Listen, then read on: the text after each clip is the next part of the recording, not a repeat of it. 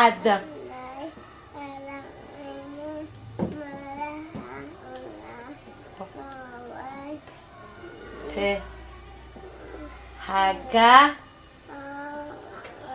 אגף פן.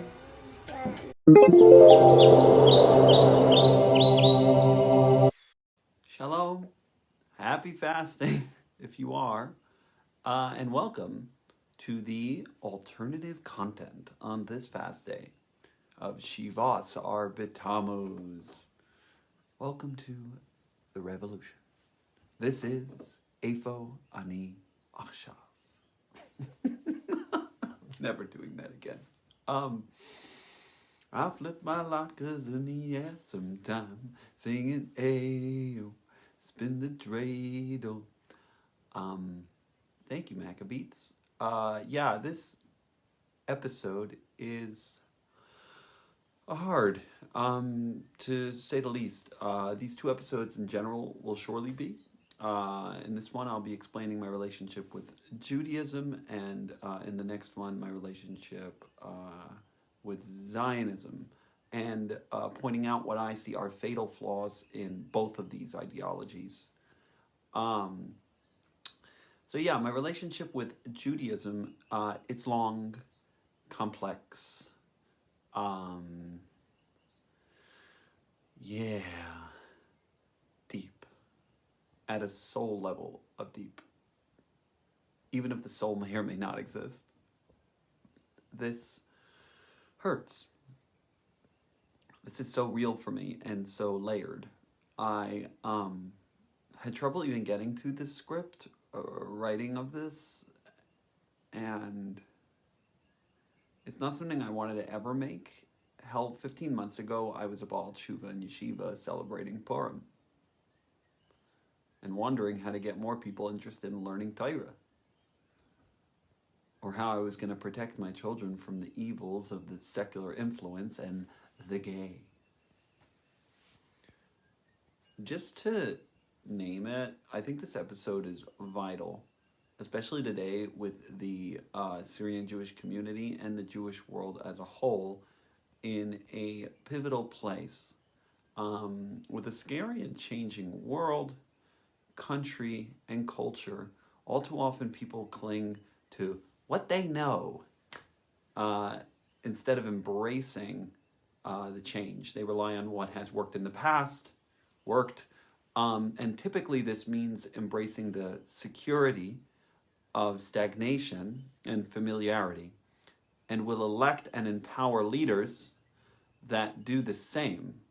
I'm looking at you, Rabbi Yedid and his followers, and his rise to power within the Syrian Jewish world. And yes, I'm all for taking away power away from wealthy assholes. Free Luigi. Sorry, I think I got something caught in my throat there. But at the same time, taking that power away from people like that and putting it in the hands of orthodoxy and Orthodox religion, the same religion that preaches gay people are abominations and non-Jews are likened to animals and more, that is scary. Okay. Well, I think a good place to start is my story. I can't give all of this over here. I've given over some in previous videos, but I was arguing about these topics recently with an Israeli guy at a hostel, and I'm like, Judaism as a whole is problematic, and he was like, well, I'm not going to do the Israeli accent, but well, you've only tried the extremes. You can't say that all of Judaism isn't okay. You haven't tried it all. And first off, I certainly can say something is not okay. I don't need to drink every poison to name it as poison. There are other ways to find out. Secondly, I have tried a lot of versions of Judaism. I've tasted so many different flavors of this Jewish star. And maybe the Israeli guy had a point, or a bit of a point. I looking at my chart, I mean, clearly see I'm missing a lot of non-orthodox space on that chart.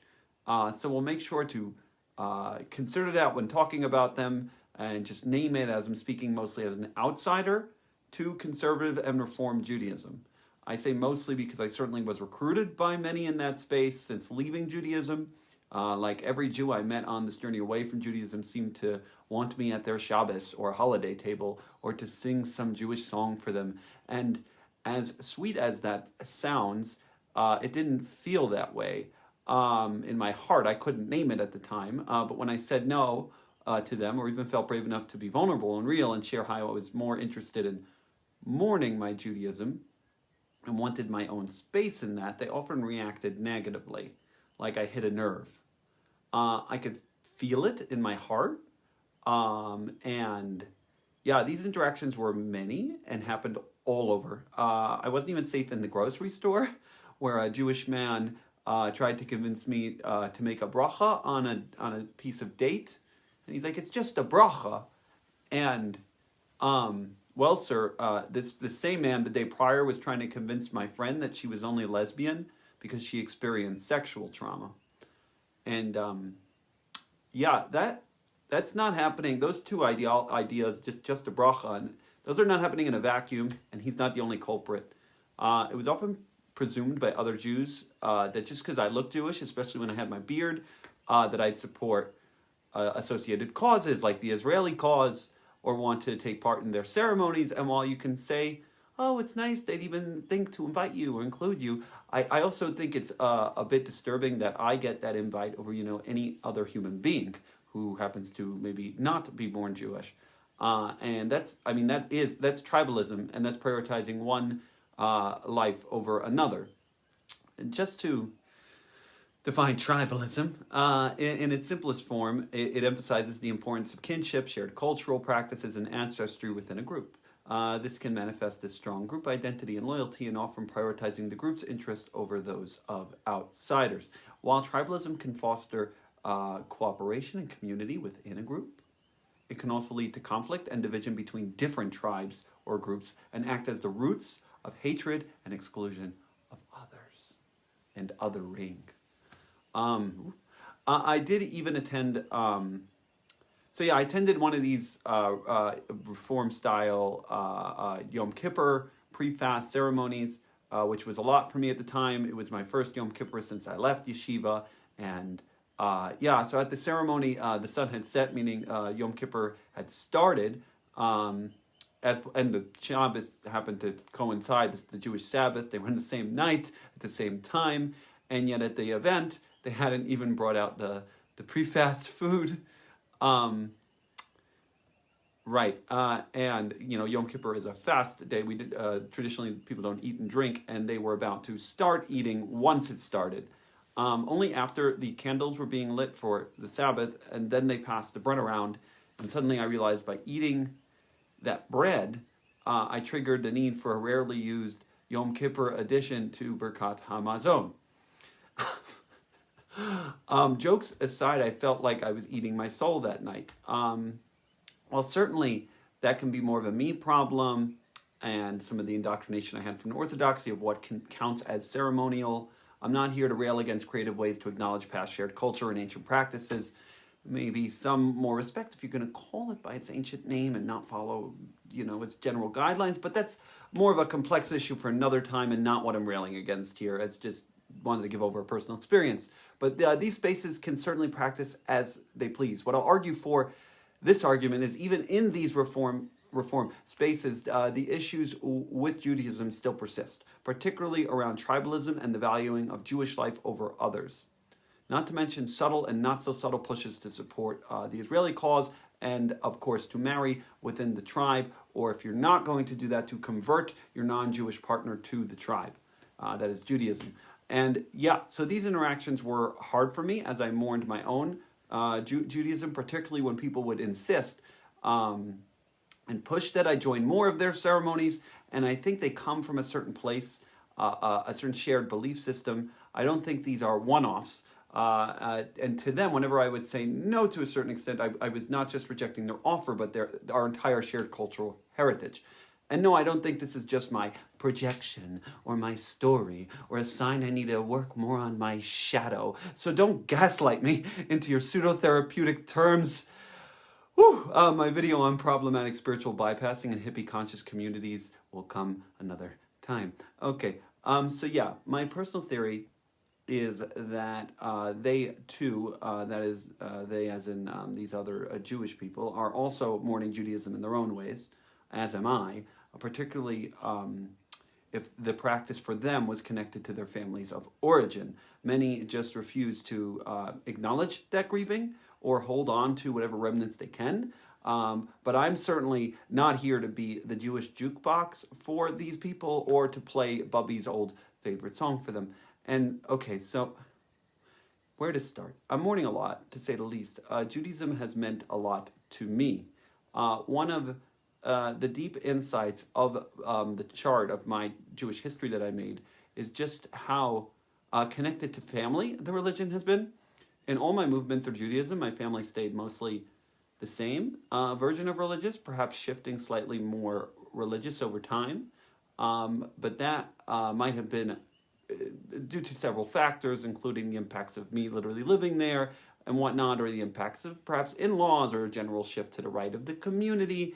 It's interesting to examine, but yeah, to let go of the religion for me feels very similar to letting go of an old teddy bear, a favorite video game, or even, a favorite baseball team. And this is deep-rooted. It's family.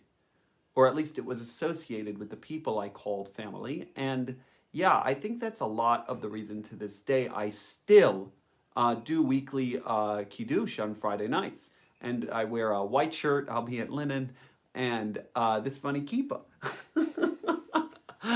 I do, however, take out and make sure to name some very problematic lines, or some lines that I find very problematic in the kiddush.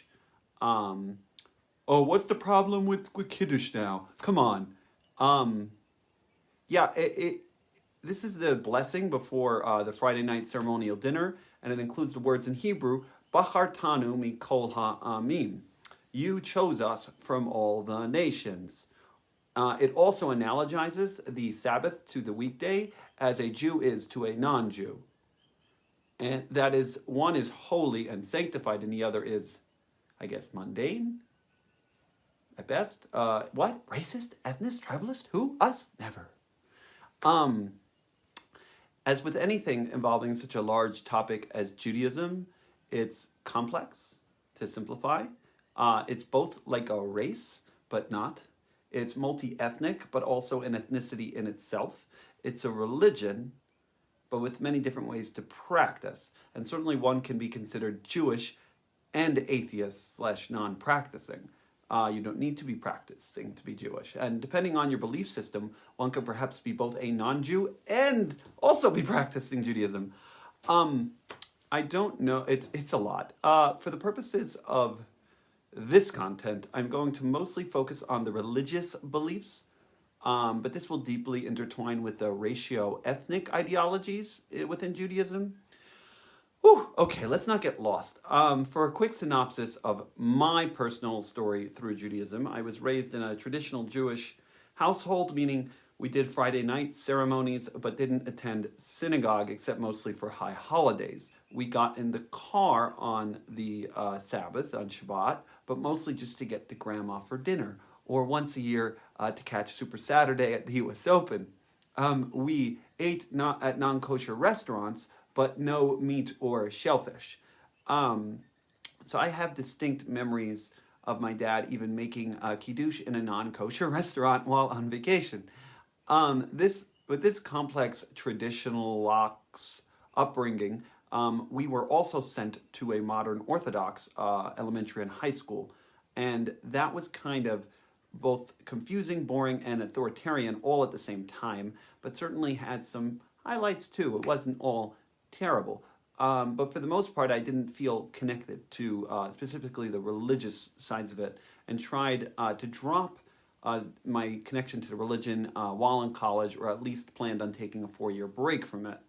But then I missed it. I missed my connection to it, and I ended up refinding it on my own during my time in college. I touched on this a lot last week. It wasn't one particular rabbi or direct influence for the most part, but through my connections with nature and reclaiming of traditional practices, and with the help of Chabad, who was there to meet me where I was at and showed me a more compassionate approach to religiosity that I had not seen before. Of course, only compassionate because I was a Jew. But yeah, I didn't seem to notice or care at the time. And then I found my way to organizations in Israel that taught it over to me in ways I never felt it before. Ascent and Sfat, and 2 years later at Eish HaTorah at the Western Wall in Jerusalem, and 2 years after that at Or Sameach in Jerusalem, where I fully dove in and accepted the Torah as true and everything that came with it. And then 3 years later, I realized it didn't sit with me emotionally or intellectually, and didn't have enough reasons to believe it was true to justify the disconnect. And so I explored what it would be like to leave it. One dropped mitzvah, one aveira, one missed prayer, one missed tefillin day, one added cheeseburger, and one broken law added time. My tefillin are over there in the corner, I think there. And I haven't put those on in nearly a year. I don't think I've done it once since landing in Hawaii, but they're here with me, and I still haven't thrown them in a volcanic pit just yet. For those completely unaffiliated with Judaism and watching this, and especially for those that are, I'm linking helpful content, including a history and timeline of Judaism itself, and how historical artifacts do and don't align with the biblical timeline, and another on the history of Jewish movements since the beginnings of Judaism, and another video explaining different belief systems within the Jewish framework. Even the term modern orthodoxy is complex, and was really only named that in comparison to the Orthodox movement, which itself was only named that to differentiate from the conservative movement, which was named because it was more conservative than the Reform movement, but of course not as conservative as the Orthodox movement. Okay, and these titles mostly evolved in Ashkenaz Judaism, that is Jews from Germany and Eastern Europe, and these terms didn't and don't to some extent exist in Sephardic Jewish spaces, that is Jews from the Middle East, North Africa, and Spain, and Portugal. But these denominations have certainly have had an impact on the practices of these groups, including Sephardic Jews. While Sephardics won't necessarily call themselves by these names, they certainly behave in ways that are very similar to them, which is why a Sephardi parent would be very comfortable sending their kid to a modern Orthodox school, but not a Reform or ultra-Orthodox school. But some, of course, would be okay with Reform, and some are okay with secular schools. Sephardi is more of an ethnicity, but does have some specific associated religious practices, practical differences. Whew, okay, this is a lot. I've been absorbing a lot of content in prep for this. Let's get to the basics of what is Judaism. Okay, so it developed in this region of the world around these years, and then was transformed through exile and was codified, and oh my God, I'm boring myself. For a very important and complex history lesson, please see the links below. I'm just going to be real simple. I'm just going to go for it and list off the problems that I have with Judaism.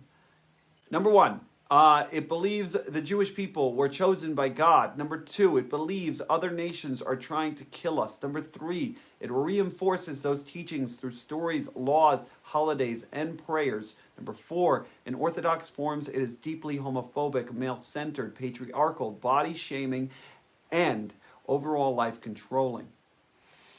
Number five, it supports infant male mutilation. Number six, in almost all forms, it is deeply racist and or ethnist, including reform. And it packages these in with basic human experiences that are powerful and fulfilling, which can trick people to believe the rest of it and justify problematic beliefs and behaviors associated with the practice. And my biggest problem is that it's based in a lie. Okay, so let's go one by one. Let's start with the lie. According to Jewish mythology, Abraham was instructed by God to enter the land of Canaan.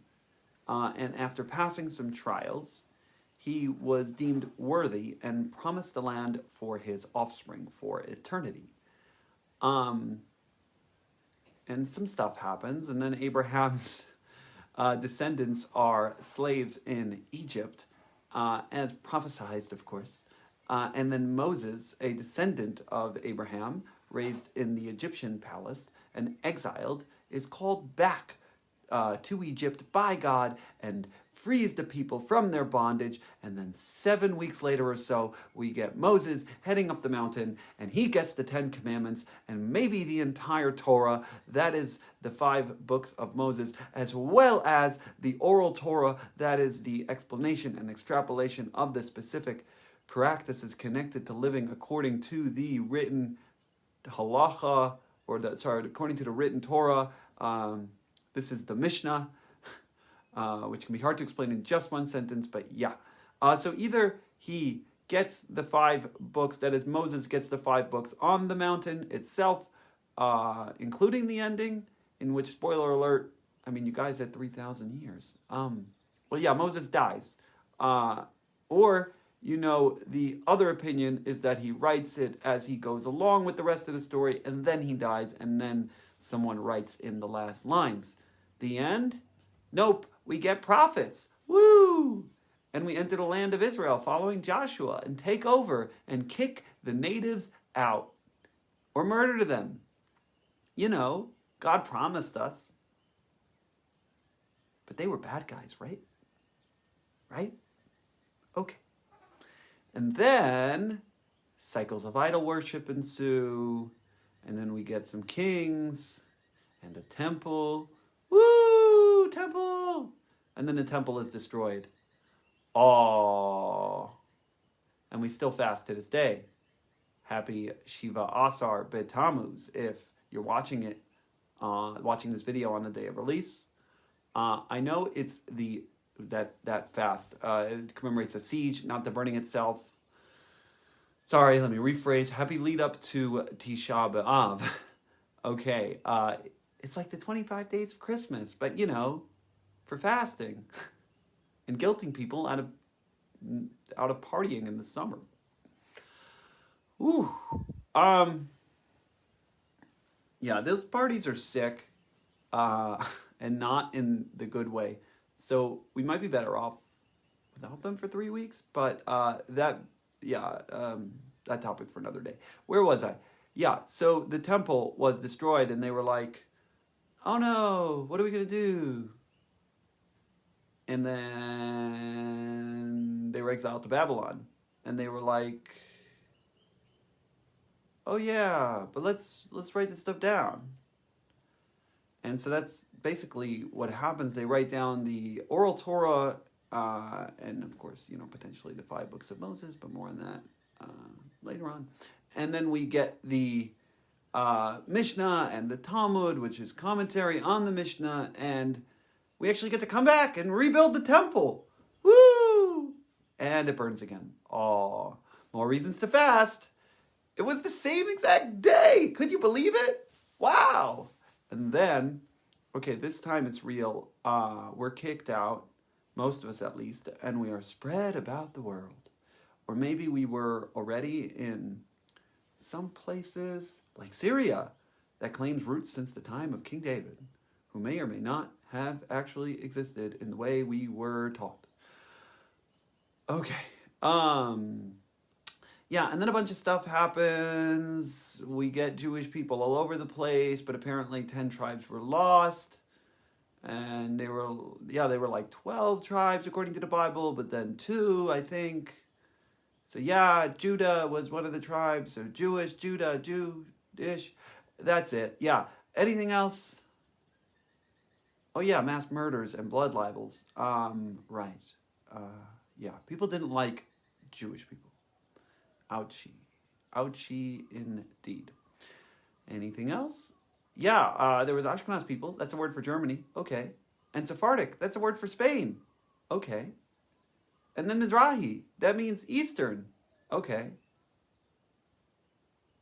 And then the Sephardic people get kicked out of Spain and move to the Middle East and change many of the Mizrahi cultures. Okay. Including Syrian, which is now heavily influenced, if not totally transformed, into a Sephardi version of Judaism. But Sephardi Ashkenaz are not like, again, separate sects. They're like ethnicities. I mean, they have some rules they differ on, but generally both went by an important publication called the Shulchan Aruch, which basically held a bunch of the laws and rules and about living. Okay, but then some stuff happened. More murder? That too, but like stuff like the Enlightenment. Oh, yeah, it changes things. There are these movements, and so we get different forms of Judaism, less religious, less centered around strict readings of the book as from God, and then they move to America, and the U.S. becomes the home of these sects like Reform, that basically doesn't view the rules as unchanging or as even binding, or conservatives that see the rules as binding but not unchanging. So like, okay, where was I? Myth versus history. So yeah, you can check out this video below. It details current theories around the historical development of Judaism. It lays out how most, if not all, of the evidence that collaborates with the biblical narratives lies in the Iron Age of history, including some of the prophets and the history about the kingdom of Israel and Judah stuff. But the Bronze Age, the Bronze Age stuff, like, the Exodus from Egypt and the giving of the Torah, there is little to no historical evidence. And yes, Rabbi Kellerman, while the absence of evidence is not the evidence of absence, there is tons of evidence that much more deeply supports alternative claims. That is, that the Bible story is myth, and sees this absence of evidence to the contrary as deeply noteworthy, particularly how the archaeological chronology aligns with the Jewish myth of the Exodus. That is, that it doesn't align. Its absence from the ancient Egyptian history is deeply noteworthy, as well as the Sinai Peninsula's lack of evidence of such a large-scale migration from Egypt to Israel. Oh, I know. It's because they had special clouds that cleaned up after them and made them new clothes, and the Egyptians were just embarrassed, so they didn't write it down. Look, we can all find excuses. I'm damn sure I could. And I understand you don't want to believe this. I get it. I didn't want to believe this. I mean, I found out around 2021, and I was not ready at the time. And so I buried it. And then went to yeshiva. That summer, I went to Or Sameach and doubled down and decided that it was true, despite knowing a lot of what I'm telling you now. So I don't expect you to just drop it all after hearing this. My point here isn't to get into a historical debate either, or wax on about my own personal relationship with it. It's just to acknowledge the deep impact of the idea that these stories are very likely not true. At least that is the 5 books of Moses, written likely not by Moses, but instead by multiple authors, and not received at Sinai, but from a combination of mythology, political interest, passed down teachings, which itself might not be horrible, where it becomes awful, is when we treat it as divine and righteous, when it clearly harms. Oh, but it was revolutionary for its time. It introduced morals and ethics to the world. It's bad actor. It's not a bad book. Not so sure about that historically. There were others who introduced moral codes, and even so, it doesn't justify the ways in which we keep it alive today. It's not treated as a historical artifact in our home schools and synagogues, no. This becomes the basis for active, alive teachings, actions today, and packaged as righteous and deep. Okay, so not all of it was a complete lie.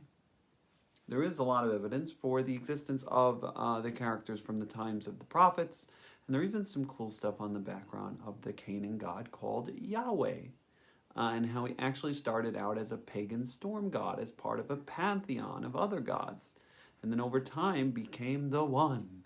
Some rise to power. But yeah, for more religious people, Yahweh is the name of God we read as Adonai, Yud He Vav He. Gasp!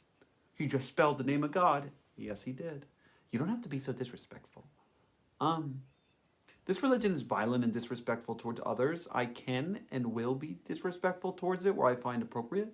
And breaking my fears of even pronouncing the name of God is part of my healing from these ideologies. Whew. But these beliefs protected the Jewish people for millennia through the Galus, the exile. Yeah, so about that. So for the rabbis who created Judaism in the form we know it today, they were worried about how they would preserve their people and their tradition while in exile. And I wouldn't blame them. There was a likelihood they would get dispersed into the surrounding populations. So they created a narrative, a powerful one, about a unique relationship between them, their God, and their land. A really sweet story, and also deeply problematic and tribalist. Now, in a sense, I don't know what's chicken or egg here. One can argue that we use these teachings and laws to self-ostracize. That is, because of the tenet belief in pure Jewish bloodlines, that is, through the matriarchal line, not even in those 5 books, by the way, they would have avoided, assimilating into these cultures and remained together. But there is a viewpoint where these isolationist practices could have contributed to divides and arousing suspicions in the surrounding cultures, as well as creating internal splinters within Judaism on who is considered Jewish enough. And that's all controlled by the rabbinate, of course. And so I'm not going to say hatred of other didn't exist. Anti-Semitism is and was very real. It certainly played a role in these isolationist practices, including the bloodline laws. I'm certainly not saying that Jews invented or invited upon themselves anti-Semitism, but these practices may have contributed to that divide. At the very least, they certainly didn't solve the issue of anti-Semitism through isolationist practices. It was merely a band-aid, or like waiting out an eternity inside of a nuclear bunker. And this is especially poignant when many Jewish communities are holding by these bloodline purity laws to this day. And you'll say, anti-Semitism is on the rise. This is not the time for this kind of stuff, Morris. And look, it certainly exists.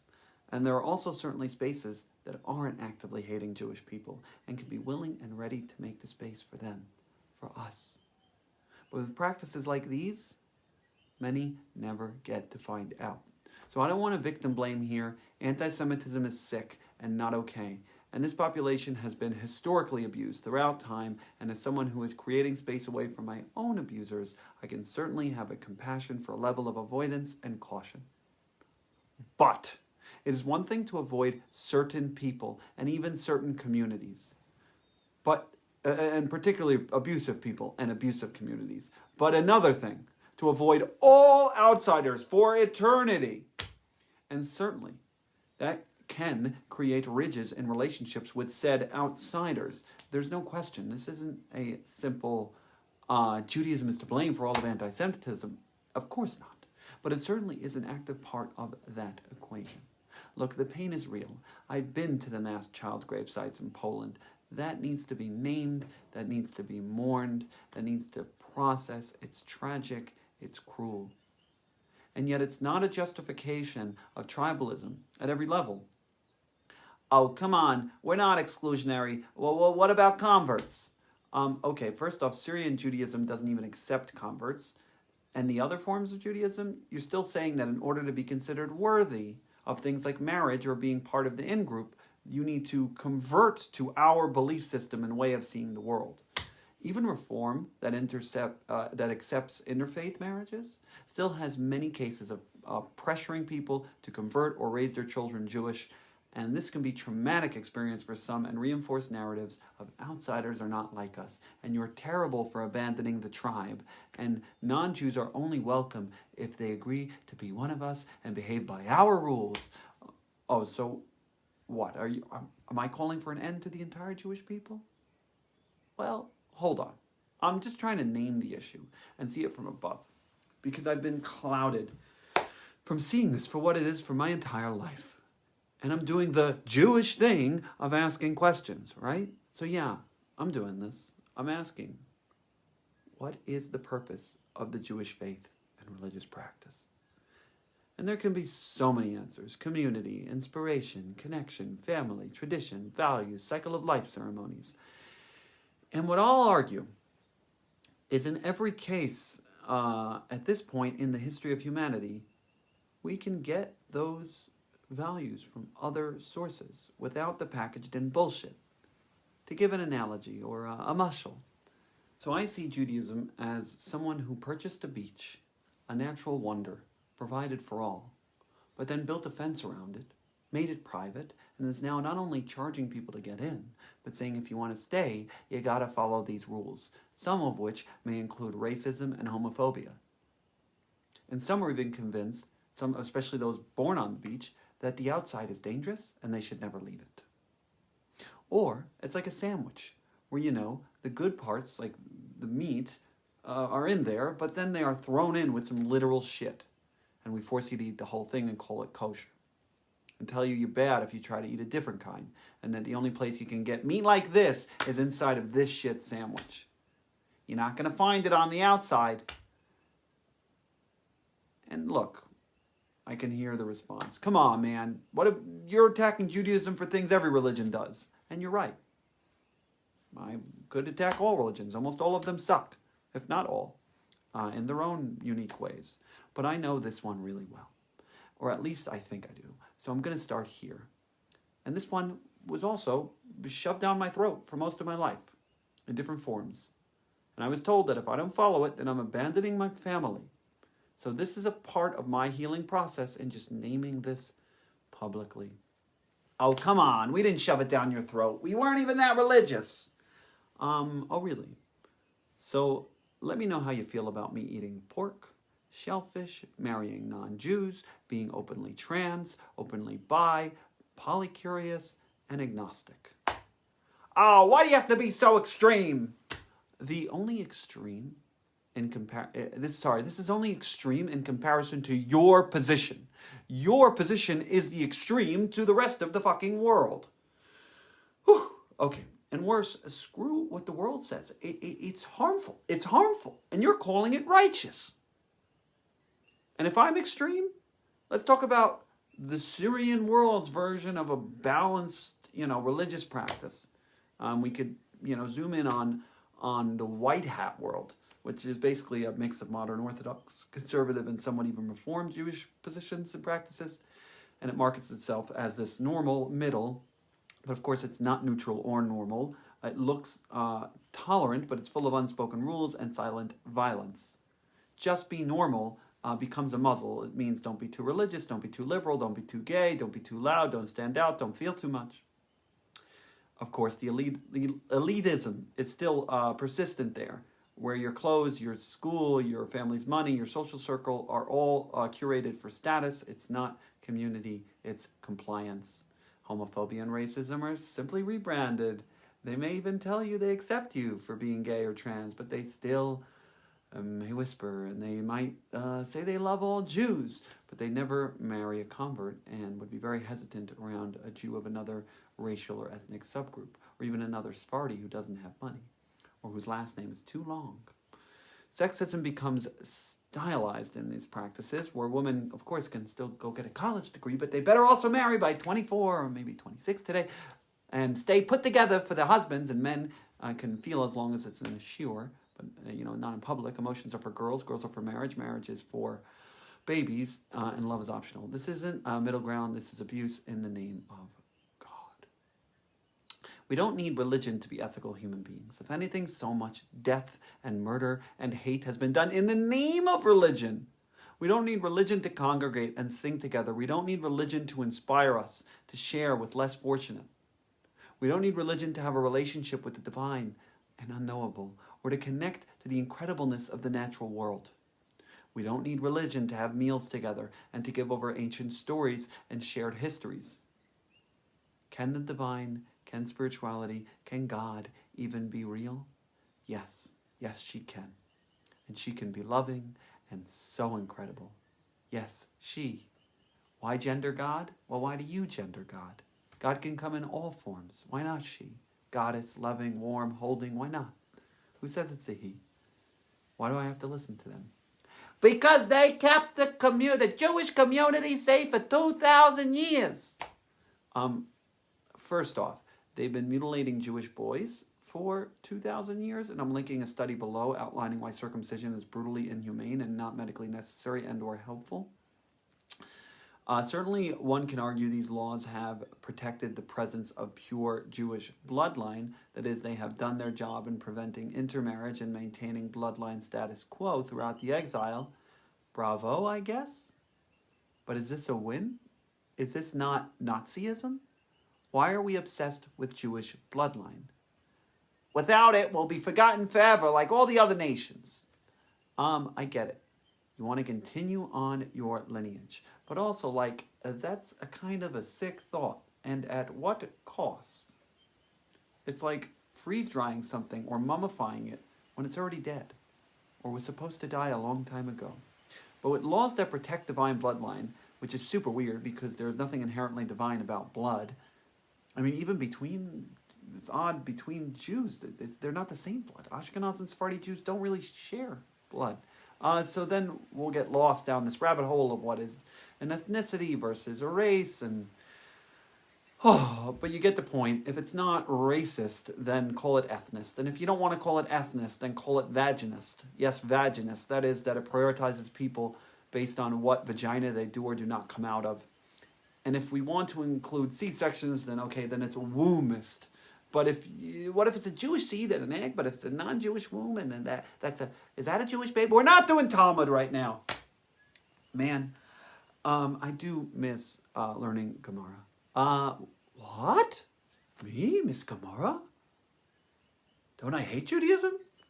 I hate certain aspects and think those aspects taint the entire picture.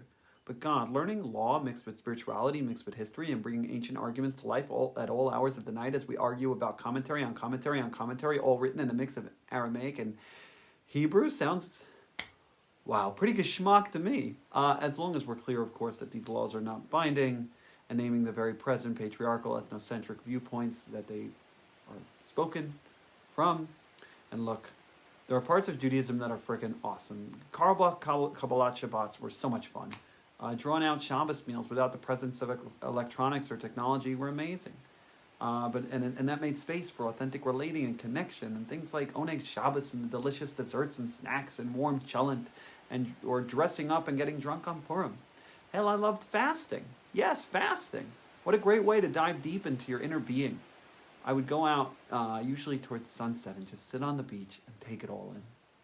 I could write some of my best poetry in those moments, and my meditations would hit another level with a cooling breeze of the evening coming in and food on its way relatively soon.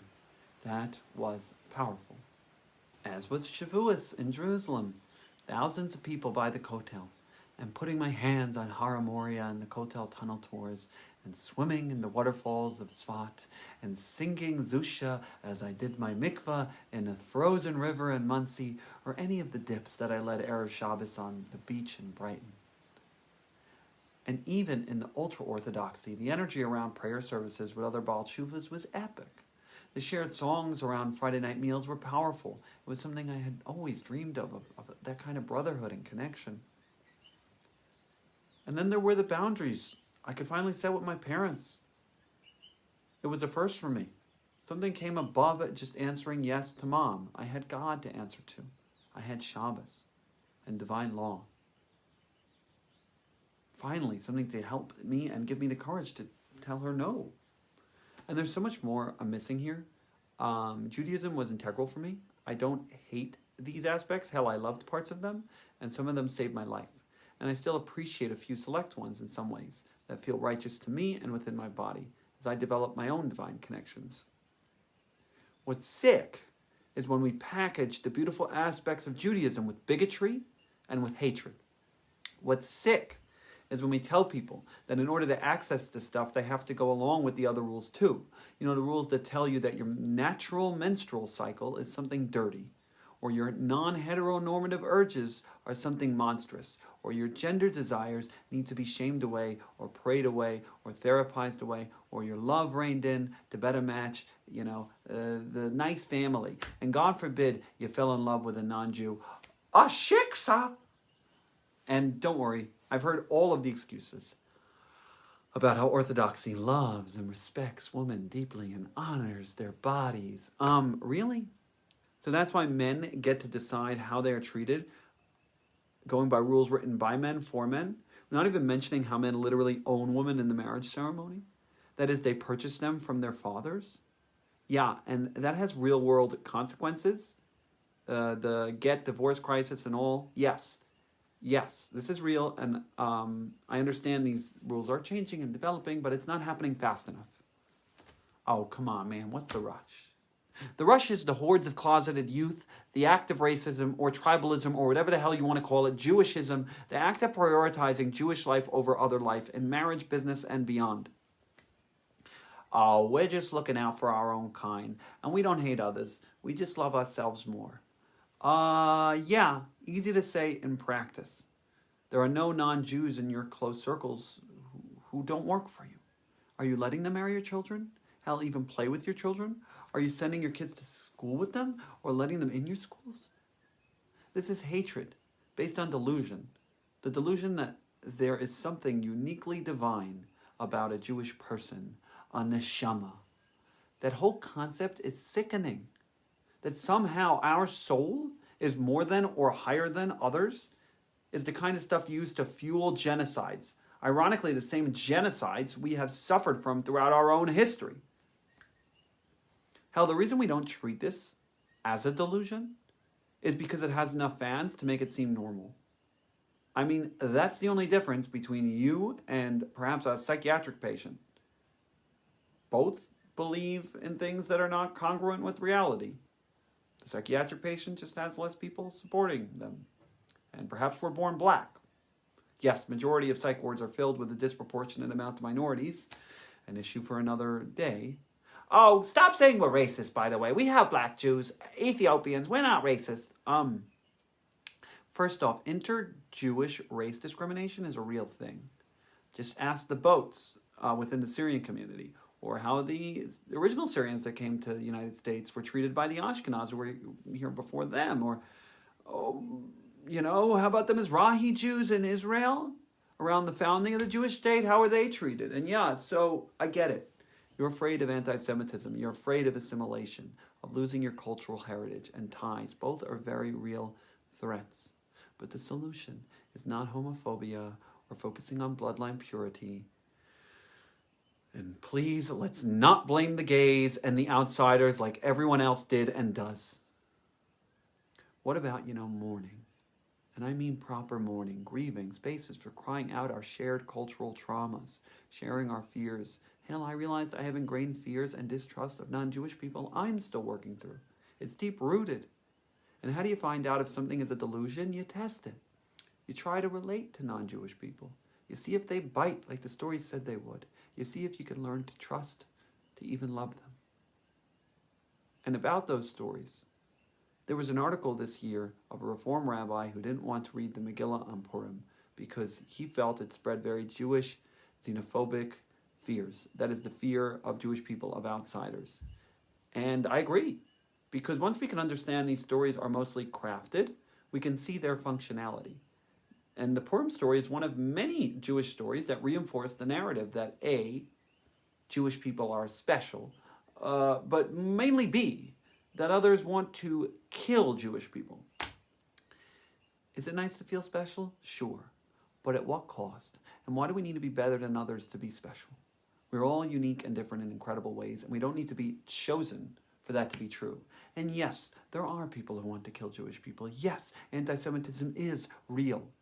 And it's not just about Jewish people learning to trust a non-Jew. This work certainly goes both ways, and there is so much work to be done on the non-Jewish side as well. But we can do our part. Each one of us, on an individual level, can explore our own internalized fears of outsiders and ask, is this true? Am I holding on to a delusion? What might that delusion be protecting me from coming to terms with? And so, yeah, shared prayers are awesome. And they don't just happen in Jewish spaces. Music is awesome. But so are secular concerts. And spiritual fasting is really cool. And you don't have to just fast on the days the rabbi says so. Blessing food can be great gratitude practice. Or how about our amazing digestive systems? But those don't have to be mandated. Boundaries with parents are important, but I shouldn't need divine laws emphasizing Shabbos over Kibbutz Avim to practice healthy boundaries. Nor should I need to be forced to respect my parents. That should come out of a healthy dynamic of mutual respect between parents and children. And yeah, I don't need Judaism to learn to love others. This love can lie naturally deep within us, waiting, dormant, just dying for genuine, authentic connection. It certainly doesn't need to come packaged with patriarchy, with homophobia, with fear of outsiders, with control, with body shame, and more. The cost here is too high, and it doesn't need to be. And so I'm arguing Judaism is a tool, perhaps a once helpful tool, but at this point it is deeply outdated and harmful, and there are other available tools for us to replace it. This can't all happen at once. It's a process. I have been grieving my Judaism for over a year now, since I broke my first law. Here's a picture of me doing hotzah, or carrying on the Sabbath, as part of a neighborhood cleanup project. It was my first Shabbos out of yeshiva and out of deal. Whew. And yeah, leaving Judaism has been full of grief for my old connections, and, things like eating a cheeseburger become so much more than that. It's with every bite, it's all the promises and broken promises and family connections that feel like I'm letting go of. But with each thing I mourn and give space to grieve, and each bite of that burger, the pain eventually passes. And at this point, I can enjoy my weekly cheeseburger with little to no guilt. It's no longer medicine or harm reduction for me. Just a part of my life. A part I really enjoy, actually, and one I can also drop if I so chose. I remember during my Passover Seder this year, which was a deeply sad night for me, as I chose to be alone, and I did have invitations to other Seders, but I wanted to give myself space to grieve all the many Passovers before it and my many memories associated with it. And so I sat there crying, with a piece of meat, an egg, some celery, and even some shmura matzah and kosher wine from the local Chabad that I had to survive some kiruv to get access to. And for a second, I was like, oh, look at me. I'm actually doing a kosher Passover. And then I just started laughing at myself. I forgot my steak I was eating was literally treif. It was taref! That is non-kosher meat. So some things are still hard. Holidays were brutal. I imagine they may continue to be. Shrimp is still hard for me to eat. Bacon is still hard for me to eat. Not just because I was ingrained that they're bad for me, but eating them reminds me of just how far I am from the people and places that taught me they were bad. And as joyous as it can be for me to create space from abusive dynamics that I see and unhealthy ideologies, it is also full of grief for me and creates a desire within me for healthy mourning. And each action and inaction I take away from the Jewish faith acts as part of the gradual mourning process I've been in. And that includes this video right here, right now, as I continue to show myself that I don't need to do Jewish practice to be worthy of love. I am already holy. I am already worthy of love. I'm already pure. I'm already holy in my body as my natural being, even if I'm recording this video on Shabbat. Hell, in my recording of this video on Shabbat, it is holy. This is divine. And there is nothing wrong with that. If anything, it should be celebrated. One of the most important parts for me has been separating between the feelings of grief and what is often confused as regret and guilt. See, grief is ancient, holy, natural, and a part of a healthy letting go of the past. Regret and guilt, still real, but all too often confused with grief and used to say, see, you miss it. You're doing bad. Come back home. Don't forget these voices have been deeply generationally ingrained and warped to be used as tools for corruption and manipulation towards women, towards men, towards all of ourselves.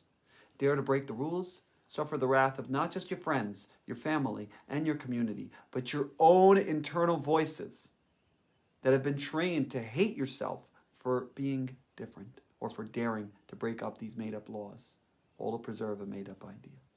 Yes, people created the idea of Judaism. It didn't just exist. Whew, okay. So a lot of this video was initially inspired months ago watching Johnny Harris's video on his leaving of the Mormon church. I'll link it below. And one of the really important things he mentions is the stereotype of the angry ex-Mormon person, that he's only taking this out against Mormonism because he's just angry at his parents or his community or God or something. And look, I'm hurt, I'm sad, I am angry, and rightfully so.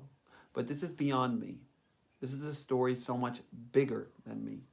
And yet it also is so deeply true inside of me, as it is inside of you.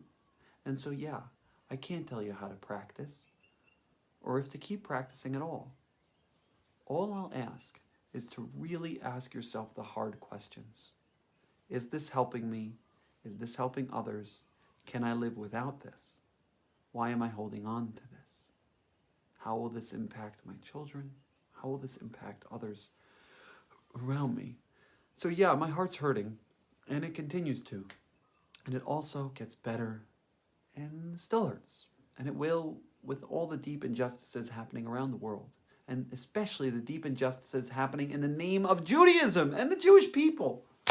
And so with that, we'll get into the next episode of how I think these problematic narratives are so intimately tied to the idea of the Jewish state, that is the Zionist state of Israel. I'll be posting that on Tuesday or Wednesday as the finale of this phase. So yeah, thank you for watching. Happy fasting for those that are fasting. Happy eating for those that are eating. And have a magically delicious